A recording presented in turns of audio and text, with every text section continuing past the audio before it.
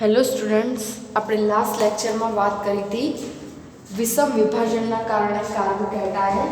હવે આપણે જોઈશું વિષમ વિભાજનના કારણે કાર્બોએનાયન. તો જુઓ, કાર્બોકેટાયનમાં શું થતું હતું કે બંધ પરના ઇલેક્ટ્રોન કાર્બન જોડે જોડાયેલો જે ઘટક હતો એ વધારે વિદ્યુત ઋણ હતો. જેમ કે કાર્બન જોડે બ્રોમિન જોડાયેલો હોય તો બ્રોમિન શું હોય, વધારે વિદ્યુત ઋણ ઘટક હોય. તો વધારે વિદ્યુત ઋણ ઘટક હોય એની ઇલેક્ટ્રોન આકર્ષવાની ક્ષમતા કેવી હોય, વધારે હોય. એટલે શું થશે કે બંધ પરના ઇલેક્ટ્રોન લઈ અને બ્રોમિન ત્યાંથી છૂટો પડે એટલે કાર્બન ઉપર કેવો વીજભાર આવે, દર વીજભાર. હવે અહીંયા CN3Z, તો આ જે Z જે છે એ અહીંયા કાર્બન કરતા ઓછો વિદ્યુત ઋણ બતાવે છે. તો ઓછો વિદ્યુત ઋણ હશે તો બંધ પરના ઇલેક્ટ્રોન કોણ લઈ લેશે, કાર્બન. એટલે કાર્બન ઉપર કેવો વીજભાર ઉભો થશે, ઋણ વીજભાર ઉભો થશે અને દૂર થનારા સમૂહ ઉપર ધન વીજભાર ઉભો થશે. તો આ જે ઋણ વીજભાર ઉભો થયો એને આપણે શું કહીશું, કાર્બોએનાયન. બરાબર છે. તો આ રીતે વિષમ વિભાજનથી કાર્બોકેટાયન અને કાર્બોએનાયન ઉભો થાય છે અને સમ વિભાજનથી મુક્ત મૂલક ઉભો થાય છે. તો આપણે જોઈએ સમ વિભાજનથી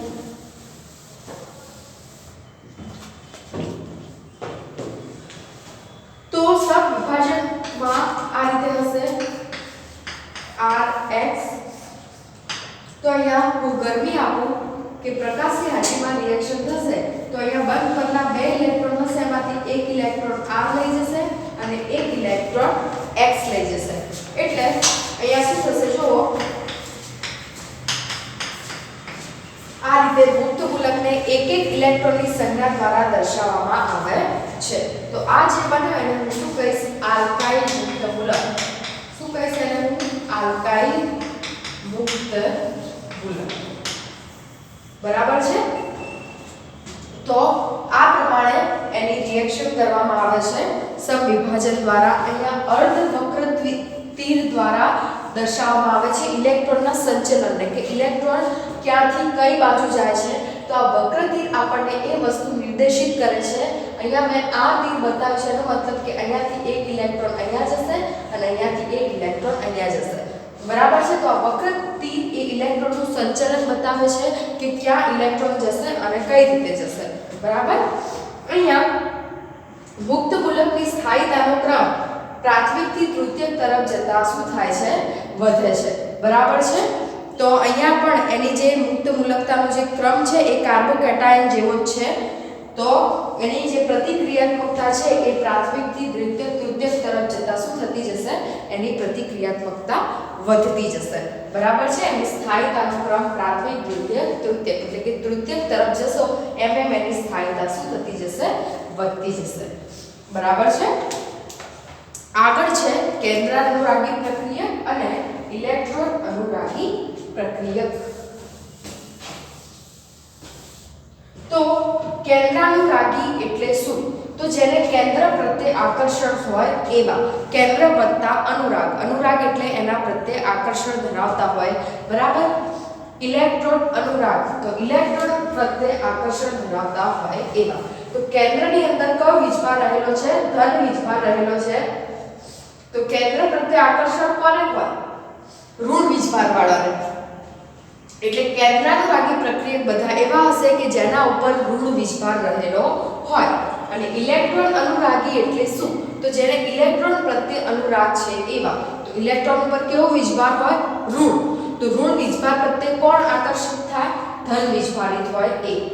તો એનો મતલબ કે ત્યાં જે છે ઇલેક્ટ્રોન અનુરાગી પ્રક્રિયક એ બધા ધન વીજભારિત હશે અને કેન્દ્રાનુરાગી પ્રક્રિયક છે એ બધા કેવા હશે, ઋણ વીજભારિત હશે.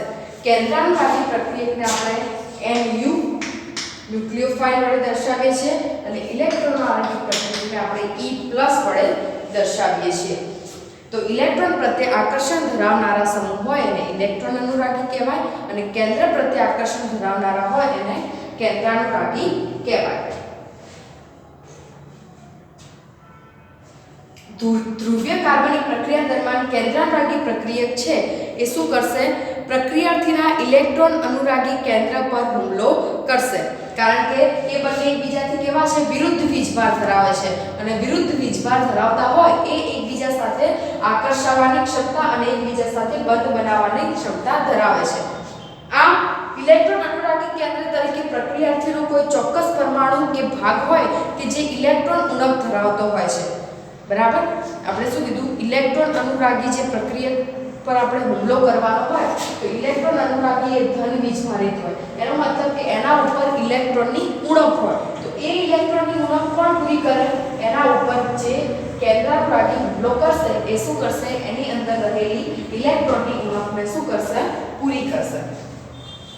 કેન્દ્રાનુરાગી કેન્દ્ર તરીકે પ્રક્રિયાર્થીનો કોઈ ચોક્કસ પરમાણુ કે ભાગ જે ઇલેક્ટ્રોન ધનિક હોય, તો અહીંયા ન્યુક્લિયોફિલિક એ ઇલેક્ટ્રોન ધનિક તરીકે વર્તે અને આ જે છે એ ઇલેક્ટ્રોન ની ઉણપ ધરાવતો હશે. બરાબર, તો એવો જે આપણે એવો કોઈ ભાગ શોધવાનો છે, આખો જે પ્રક્રિયક આપ્યો હોય એમાંથી એવો કોઈ ભાગ કે જ્યાં ઇલેક્ટ્રોન ધનિક હોય અથવા તો ઇલેક્ટ્રોનની ઉણપ હોય. તો ઇલેક્ટ્રોનની ઉણપ હશે એ ઇલેક્ટ્રોન અનુરાગી તરીકે વર્તશે અને ઇલેક્ટ્રોન ધનિક હશે એ કેન્દ્રાનુરાગી તરીકે વર્તશે. તો શું થશે, અહીંયા ઇલેક્ટ્રોન અનુરાગી પ્રક્રિયક અને કેન્દ્રાણુ અનુરાગી પ્રક્રિયક વચ્ચે બંધકારક પારસ્પરિક ક્રિયા થાય છે, ત્યારે ઇલેક્ટ્રોન અનુરાગી પ્રક્રિયક એ કેન્દ્રાનુરાગી પ્રક્રિયક પાસેથી શું લેશે, ઇલેક્ટ્રોન લેશે. જેમ કે આના ઉપર ઇલેક્ટ્રોનની ઉણપ છે, આની પાસે ઇલેક્ટ્રોન છે, તો જ્યારે આ બંને વચ્ચે પ્રક્રિયા થશે ત્યારે ઇલેક્ટ્રોન અનુરાગી જે છે એ કેન્દ્રાનુરાગી પાસેથી શું કરશે, ઇલેક્ટ્રોન લેશે. બરાબર છે, તો અહીંયા શું થશે, જે ઇલેક્ટ્રોન સંચલન જે છે એને આપણે વક્ર તીર વડે દર્શાવીશું. કેન્દ્રાનુરાગી પ્રક્રિયકો ઋણ ભારની સાથે અબંધકારક ઇલેક્ટ્રોન યુગ્મ ધરાવે છે, જેમ કે હાઇડ્રોક્સી આયન, તો એને લખાય OH- Cn- R3C-. તો આ બધા જે ઋણ વીજભારિત છે એ બધા કેન્દ્રાનુરાગી પ્રક્રિયક તરીકે વર્તે છે. પછી છે H2O, જે અબંધકારક ઇલેક્ટ્રોન યુગ્મ ધરાવે છે, એને પણ આપણે શું કહીશું, કેન્દ્રાનુરાગી પ્રક્રિયક કહીશું. બરાબર છે, એ જ રીતે ઇલેક્ટ્રોન અનુરાગી પ્રક્રિયક હોય તો એના ઉપર કેવો વીજભાર હશે, ધન વીજભાર, જેમ કે CH3+. બરાબર, અથવા તો આલ્કાઇલ હેલાઇડ છે, એ બધા જે છે એ શું હશે, એનો સમાવેશ શેમાં થાય છે, તો કે ઇલેક્ટ્રોન અનુરાગી પ્રક્રિયકમાં. બરાબર, તો ઇલેક્ટ્રોન ઉણપ ધરાવતા હોય તે કેન્દ્રાનુરાગી પ્રક્રિયક પાસેથી શું લેશે, ઇલેક્ટ્રોન યુગ્મ લેશે, કારણ કે આ જે છે ધન વીજભારિત એ પોતે ઇલેક્ટ્રોન ઉણપ ધરાવતા હોય તો એ શું કરશે, ન્યુક્લિયોફિલિક પાસે ઇલેક્ટ્રોન છે. બરાબર, તો એ શું કરશે, એની પાસેથી ઇલેક્ટ્રોન લેશે. બરાબર છે, અને તટસ્થ પરમાણુ બનાવશે. તો આ રીતે શું થશે કે એની અંદર ઇલેક્ટ્રોન અનુરાગી અને કેન્દ્રાનુરાગી પ્રક્રિયક વચ્ચે શું થશે, રિએક્શન થશે. જો તમને અહીંયા કોયડો 12.11 આપ્યો છે એમાં આપણે જોઈએ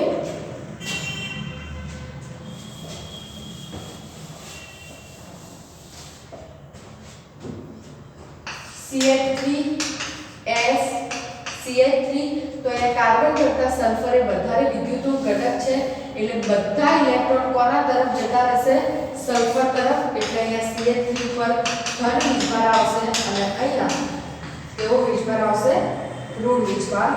એ જ રીતે CH3Cn, તો અહીંયા Cn એ વધારે વિદ્યુત ઋણ છે એટલે બંધ પરના ઇલેક્ટ્રોન છે એ Cn તરફ જશે, એટલે શું થશે, CH3+Cn-. એ જ રીતે CH3Cu, તો કોપર મેટલ જે છે એ કાર્બન કરતા ઓછી વિદ્યુત ઋણ છે એટલે બંધ પરના ઇલેક્ટ્રોન CH3 પર કન્વર્ટ થશે, એટલે CH3 પર ઋણ વીજભાર આવશે અને Cu ઉપર ધન વીજભાર આવશે. તો આ પ્રકારે કાર્બન કેટાયન અને કાર્બેનાયન બનશે અને એને હું વક્ર તીર દ્વારા આ પ્રમાણે દર્શાવી શકું. પછી તમને આપ્યું છે કે નીચેના પ્રક્રિયકોને કેન્દ્રાનુરાગી અને ઇલેક્ટ્રોન અનુરાગીમાં વર્ગીકૃત કરો. તો જેમની ઉપર ઋણ વીજભાર છે, બરાબર, જેની પાસે અબંધકારક ઇલેક્ટ્રોન યુગ્મ છે, એ બધાને આપણે શામાં મૂકી દેવાના, કેન્દ્રાનુરાગીમાં મૂકી દેવાના. અને એના સિવાય તટસ્થ અણુ હોય બરાબર.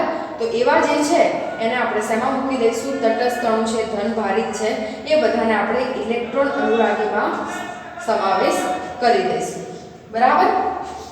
હવે આપણે કીધું છે નીચે દર્શાવેલા અણુમાં ઇલેક્ટ્રોન અનુરાગી અને કેન્દ્ર અનુરાગીને ઓળખી બતાવો. તો અહીંયા જો ઇલેક્ટ્રોન અનુરાગી કેન્દ્રને ઓળખવાનું છે તો શું થશે? ઇલેક્ટ્રોન અનુરાગી કોને કહેવાય? તો જેને ઇલેક્ટ્રોન પ્રત્યે આકર્ષણ હોય એવા. અને ઇલેક્ટ્રોન પ્રત્યે આકર્ષણ કોને હોય? જે પોતે ધન ભારિત હોય એને. તો અહીંયા શું થશે? જો જે CH3 CH double bond O. તો અહીંયા શું થશે? ઓક્સિજન ઉપર ઓક્સિજન છે બંધ પરના ઇલેક્ટ્રોન લઈ લે એટલે આના ઉપર ધન ભાર આવે. એટલે આ પોતે જે છે એ શું વર્તશે? ઇલેક્ટ્રોન અનુરાગી કેન્દ્ર તરીકે વર્તશે. એ જ રીતે અહીંયા વાત કરું CH3 Cn ની, તો અહીંયા શું થશે? બંધ પરના ઇલેક્ટ્રોન નાઇટ્રોજન ઉપર શિફ્ટ થશે અને કાર્બન જે છે એ પોતે શું થશે? ઇલેક્ટ્રોન અનુરાગી તરીકે વર્તશે. તો જ્યારે કોઈ પણ એવો તત્વ કે જેની જોડે વધારે વિદ્યુતઋણ ઘટક જોડાયેલો હોય તો એ વધારે વિદ્યુતઋણ ઘટક ઇલેક્ટ્રોનને પોતાની તરફ ખેંચી લે એટલે એના ઉપર ઇલેક્ટ્રોનની ઉણપ સર્જાય એટલે એ પોતે ધન ભારિત બને અને એ ધન ભારિત બન્યો એ જ એ શું કહેવાય? ઇલેક્ટ્રોન અનુરાગી પ્રક્રિયા તરીકે વર્ત્યો કહેવાય. બરાબર. તો ઇલેક્ટ્રોન અનુરાગી બનવા માટે એને પહેલા શું બનવું પડે? ધન ભારિત. તો એ ધન ભારિત હોય તો એ પોતે ઇલેક્ટ્રોન અનુરાગી પ્રક્રિયા તરીકે વર્તી શકે છે. બરાબર. આગળ છે કાર્બનિક પ્રક્રિયાઓમાં ઇલેક્ટ્રોન સંચલન. શું છે? કાર્બનિક પ્રક્રિયાઓમાં ઇલેક્ટ્રોન સંચલન. તો કઈ રીતે ઇલેક્ટ્રોનનું સંચલન થાય છે? ક્યાં કયો બંધ જાય છે એની આપણે વાત કરીએ. અહીંયા મેં જો આ પ્રમાણે વક્રતીર બતાવ્યું હોય કે જે બંધ પર જઈ અને ઊભું રહેતું હોય એનો મતલબ કે આ જે બંને બંધ પરના ઇલેક્ટ્રોન છે એ આ બાજુ શિફ્ટ થશે તો એને મારે આ પ્રમાણે બતાવવું પડે. બરાબર છે. એનાથી આ રીતે હોય y ઉપર એ તીર જતું હોય એનો મતલબ કે એ બંધ પરના ઇલેક્ટ્રોન છે એ ક્યાં શિફ્ટ થશે? તો કે y ઉપર શિફ્ટ થશે. પછી આ રીતે બતાવ્યું હોય કે આ જે ઇલેક્ટ્રોન છે એને આ રીતે બતાવ્યું હોય તો આ જે ઇલેક્ટ્રોન છે એ શું થશે? બંધ બનાવશે એટલે કે એ બાજુના બંધ ઉપર જશે. તો આ પ્રમાણે પરમાણુ પરથી સંલગ્ન બંધ ઉપરથી પરમાણુ ઉપર, બંધ ઉપરથી બંધ ઉપર. તો એ પ્રમાણે આપણા વક્રતીર દ્વારા કઈ જગ્યાએ ઇલેક્ટ્રોન શિફ્ટ થઈ રહ્યા છે એ આપણે અહીંયા વક્રતીર દ્વારા બતાવી શકીએ છીએ. જો અહીંયા ડબલ બોન્ડ ઉપરથી અહીંયા આવે છે એટલે એ તીર અહીંયા અટકે છે મતલબ કે એ ઇલેક્ટ્રોન અહીંયા શિફ્ટ થશે. પછી ડબલ બોન્ડ ઉપરથી પરમાણુ ઉપર એટલે કે ક્યાં શિફ્ટ થશે?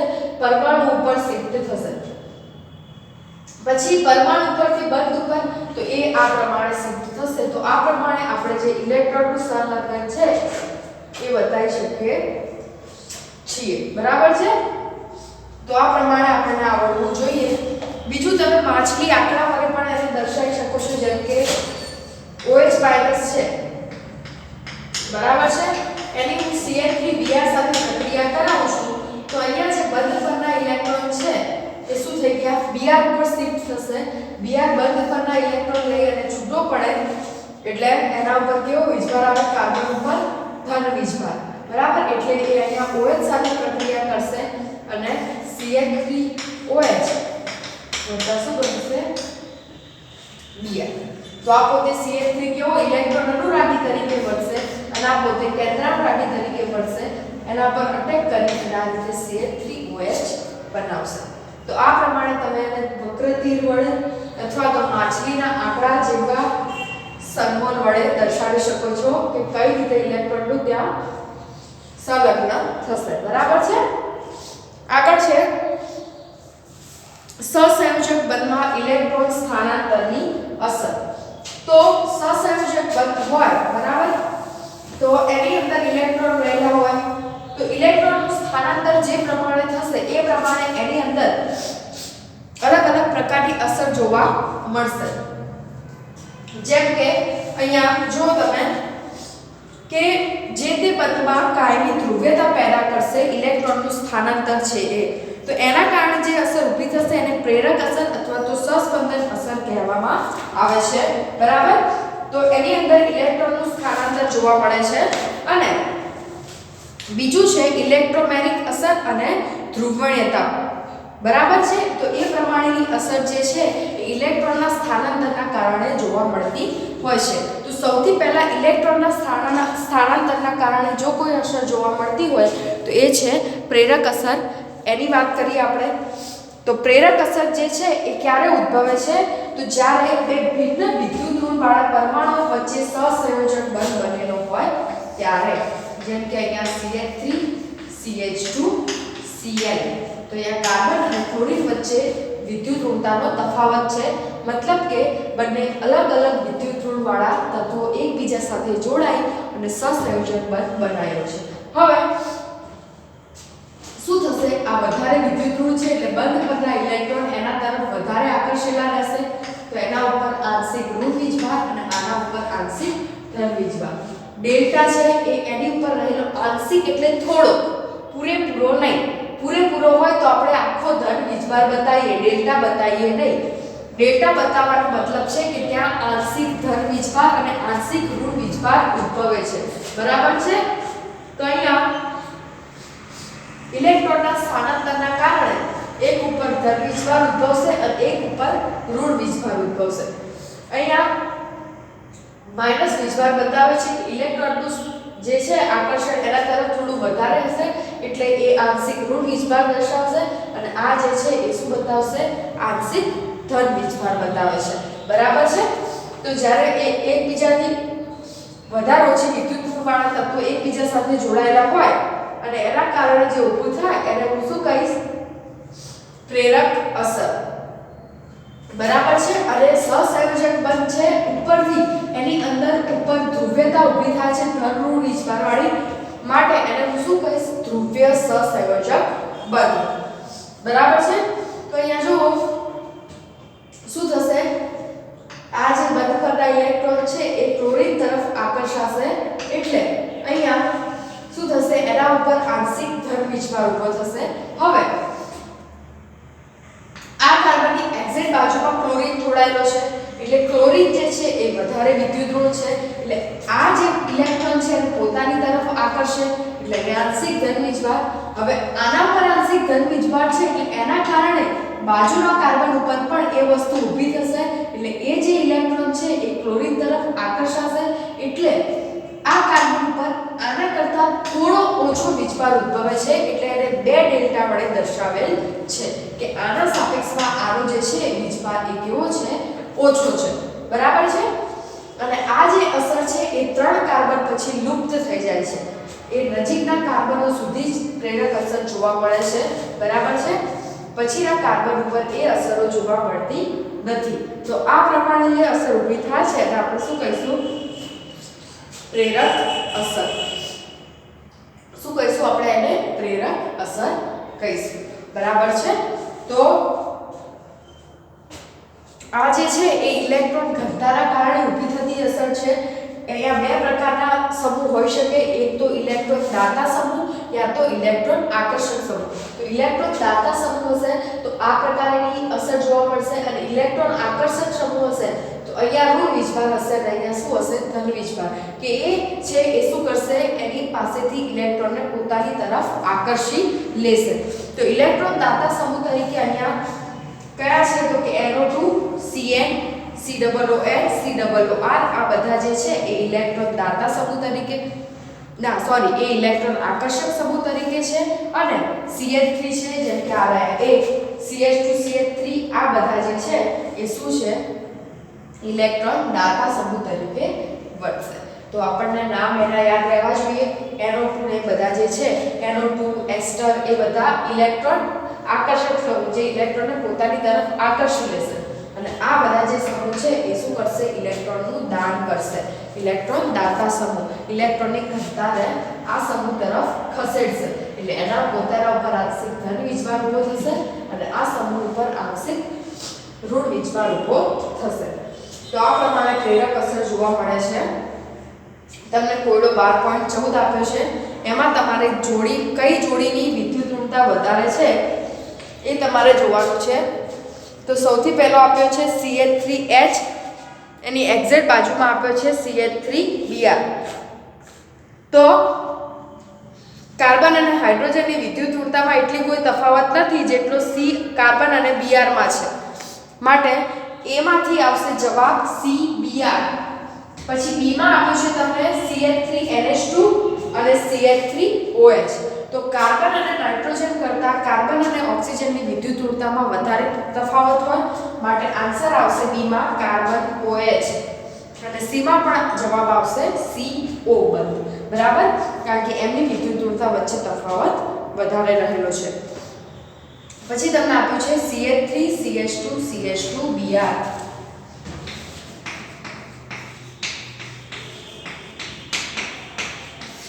તો આની અંદર તમારે કહેવાનું છે કે કયા બંધ ઉપર પ્રેરક અસર ઓછામાં ઓછી હશે. તો આ પહેલો, આ બીજો અને આ ત્રીજો કાર્બન છે. તો આ જે છે એ સૌથી દૂરનો કાર્બન છે Br થી, એટલે સૌથી ઓછી અસર ત્રીજા નંબરના કાર્બન ઉપર જોવા મળશે. બરાબર છે. તો આ પ્રમાણે આપણે પ્રેરક અસર વિશે વાત કરી શકીએ છીએ કે પ્રેરક અસર કોને કહેવાય. તો જ્યારે બે અલગ અલગ પ્રકારના વિદ્યુત ઋણતા ધરાવતા તત્વો એકબીજા સાથે જોડાય ત્યારે ઇલેક્ટ્રોનની ઘનતા જે વધારે વિદ્યુત ઋણ હશે એના તરફ ખસશે. એના કારણે સહસંયોજક બંધ છે એ ધ્રુવીય સહસંયોજક બંધ બનશે અને આ પ્રકારની અસર એની અંદર જોવા મળશે. એને આપણે શું કહીશું? પ્રેરક અસર, જે ઇલેક્ટ્રોનના સ્થાનાંતરના કારણે ઉદ્ભવે છે. બરાબર છે. અને આગળ બીજી અસર છે જેને આપણે કહીશું સહસ્પંદન અસર. તો જોઈએ અહીંયા, આ સહસ્પંદન એ એક એવું વર્તન છે કે જે તમે એક જ બંધારણ દ્વારા સમજી શકાતું નથી. કોઈ પણ જે છે સંયોજન એના વર્તનને સમજવું હોય તો એના એક કરતાં વધારે બંધારણ વિશે અભ્યાસ કરવો પડે છે. તો તમે એના વિશે વધારે સારી રીતે માહિતી મેળવી શકો છો. જેમ કે આ બેન્ઝીન છે, તો બેન્ઝીનની અંદર અહીંયા આ બંધારણ એવું બતાવે છે કે કાર્બન કાર્બન સિંગલ બોન્ડ પણ હાજર છે અને કાર્બન કાર્બન ડબલ બોન્ડ પણ એની અંદર હાજર છે. તો નોર્મલી આપણે આલ્કેન અને આલ્કીનની વાત કરતા હોઈએ તો એના જે બંધ છે એની જે બંધ લંબાઈ છે એ કેવી છે? 139 પિકોમીટર છે અને કાર્બન ડબલ બોન્ડની છે 134 પિકોમીટર જેટલી. બરાબર છે. સોરી, એકલ બંધ જે છે એની બંધ લંબાઈ 154 પિકોમીટર જેટલી છે અને ડબલ બોન્ડની 134 પિકોમીટર જેટલી છે. પણ જો આપણે બેન્ઝીનની બંધ લંબાઈની વાત કરીએ તો એ ના સિંગલ બોન્ડ છે ના ડબલ બોન્ડ જેટલી છે. એ બંનેની વચ્ચેની છે 139 પિકોમીટર. તો એ વસ્તુ એવું દર્શાવે છે કે ના એની અંદર સિંગલ બોન્ડ હાજર છે ના એની અંદર ડબલ બોન્ડ, કારણ કે એની જે બંધ લંબાઈ છે એના સિંગલ બોન્ડને મળતી આવે છે ના ડબલ બોન્ડને. તો એનું બંધારણ આપણે સમજવું હોય તો આપણે એને બે બંધારણ વડે સમજી શકીએ છીએ. એને આપણે એક બંધારણ વડે સમજી શકતા નથી. તો જો અહીંયા આ પ્રમાણે તો આવા બંધારણ જોવા મળે છે. એનો મતલબ કે અહીંયા આ જે બંધ છે એ સતત શું કરે છે? ફર્યા કરે છે. બરાબર છે. તો એ પ્રમાણે આપણે કોઈ પણ સમજવું હશે સાચું વર્તન તો એના આપણે શું જોવા પડશે? એક કરતાં વધારે બંધારણોને દોરવા પડશે, સમજવા પડશે અને એ જે બંધારણ બે છે એને ભેગું થઈ અને એક સંકૃત બંધારણ બને તો એ બંધારણને આપણે શું કહીશું? સહસ્પંદન બંધારણ. બરાબર છે. તો એ કાલ્પનિક છે, એ વાસ્તવિક અણુનું પ્રતિનિધિત્વ કરતા નથી. જેમ કે અહીંયા છે CH3H double bond O O. તો અહીંયા ઓક્સિજન ઉપર અબંધકારક ઇલેક્ટ્રોન ઉભો રહેલા હશે. તો આ બંધ પરના ઇલેક્ટ્રોન ઓક્સિજન ઉપર શિફ્ટ થશે. બરાબર છે. તો શું થશે? અહીંયા જો CH3N ઓક્સિજન ઉપર માઈનસ અને આ ઇલેક્ટ્રોન અહીંયા શિફ્ટ થશે તો આ ડબલ બોન્ડ ઓક્સિજન. તો આ રીતે અહીંયા શું થતું રહેશે કે ઇલેક્ટ્રોન છે એનું સ્થાનાંતર સતત એક જગ્યાએથી બીજી જગ્યાએ થતું રહેશે. તો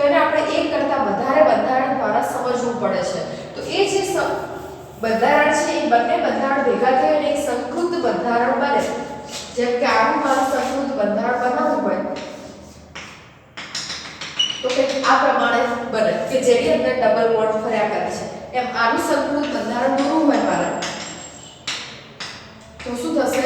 અહીંયા જે છે એ ડબલ બોન્ડ ફર્યા કરે છે એને એ પ્રમાણે ડોટેડ લાઈન વડે બતાવીશ અને એને હું શું કહીશ?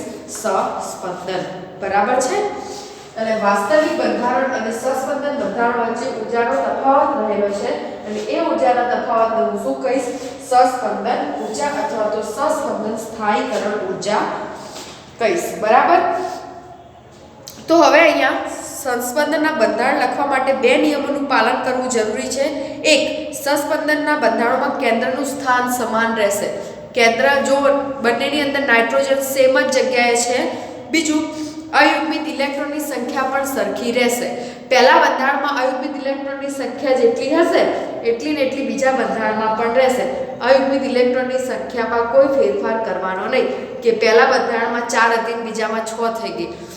પહેલા બંધારણમાં જેટલા અયુગ્મિત ઇલેક્ટ્રોન છે એટલા ને એટલા બીજામાં રહેશે. તો આ બંને નિયમોનું પાલન કરીને આપણે સસ્પંદન દોરવાનું રહેશે. બરાબર છે? હવે છે સસ્પંદન બંધારણનું સ્થાયિત્વ. એ ક્યારે સ્થાયી હોઈ શકે? તો અષ્ટક જેની અંદર દરેક પરમાણુ અષ્ટક રચના ધરાવતો હશે. બરાબર? તો એ બંધારણ સૌથી સ્થાયી બંધારણ હશે. બરાબર છે?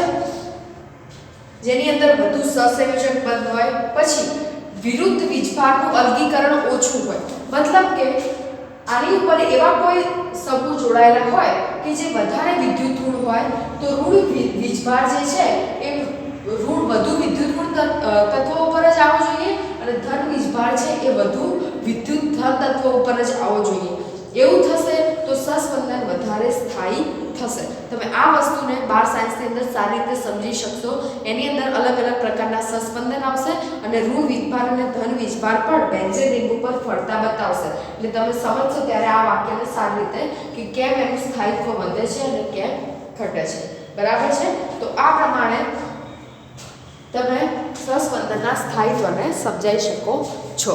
તો આજે આપણે આટલું જ જોઈશું. બીજું આપણે નેક્સ્ટ લેક્ચરમાં વાત કરીશું.